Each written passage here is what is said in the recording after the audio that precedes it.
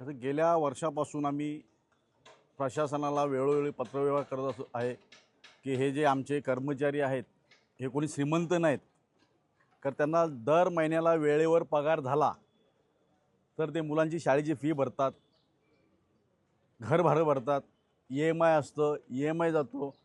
कारण हे दरवर्षी दर महिन्याला 30 तारीख उलटून गेल्यानंतर ह्या कामाच्या कर्मचाऱ्यांचा पगार येतो. मागच्या वेळेला असं आम्ही आंदोलन केलं, त्यावेळेला अतुल पाटील साहेबांनी आम्हाला लेखी आश्वासन दिलं की बाबा महिन्याच्या 10 तारखेपर्यंत आम्ही पगार करू.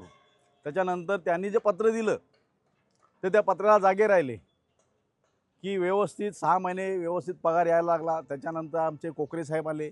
कोकरे साहेब आल्यानंतर परत आमच्या घनकचरा विभागाचा बट्ट्याबोळ झाला की 1 महिना असं नाही की आम्ही पत्रव्यवहार करत नाही तिथं, की दर महिन्याला हे लोक मुद्दामून करतात का ह्या कॉन्ट्रॅक्टवर यांचा अंकुश नाही हे त्यांनाच माहिती आहे. कारण मी कॉन्ट्रॅक्टरला फोन केला की बाबा तू पेमेंट का करत नाही, तर कॉन्ट्रॅक्टर साहेब बोलता आमचे जवळजवळ 2-2.5 कोटी बोलतो माझे बिल बाकी आहे. त्यामुळे आता आम्ही माझी लढाई महापालिकेची, कॉन्ट्रॅक्टरला बिल मिळो न मिळो पण आम्हाला आमच्या कर्मचाऱ्यांना पगार हा वेळेवर मिळाला पाहिजे.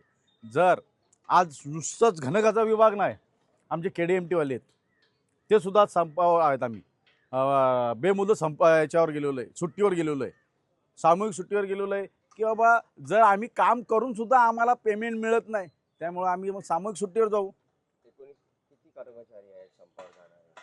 400 ते 450 कर्मचारी आज संपावर नाही, काम बंद सामूहिक सुट्टीवर आम्ही गेलेलो आहे. काम करून सुद्धा आम्हाला पगार मिळत नाही, तर मग त्यापेक्षा सामूहिक सुट्टीवर जाऊ आपण. म्हणून जोपर्यंत प्रशासनाला जाग येत नाही, जोपर्यंत आमच्या KDMTचे पगार सुरळीतपणे वेळेवर जी तारीख देईल त्या तारखेला होणार नाही किंवा आमचे घनकचरा विभागाचे वेळेवर पगार झाला नाही तर आम्ही पुन्हा हाच पायंडा आम्ही सतत चालू ठेवू. मी आपल्या माध्यमातून प्रशासनाला आवाहन करतो की ह्या गोरगरीब जनतेवर, ह्या कर्मचाऱ्यांवर अन्याय करू नका, कारण त्यांनाही पोट आहे. जसं तुम्हाला दर महिन्याला वेळेवर पगार मिळतो तसाही ह्या लोकांना वेळेवर पगार मिळाला पाहिजे, नाहीतर हे आमचं सामूहिक सुट्टी हे कायमस्वरूपी राहील.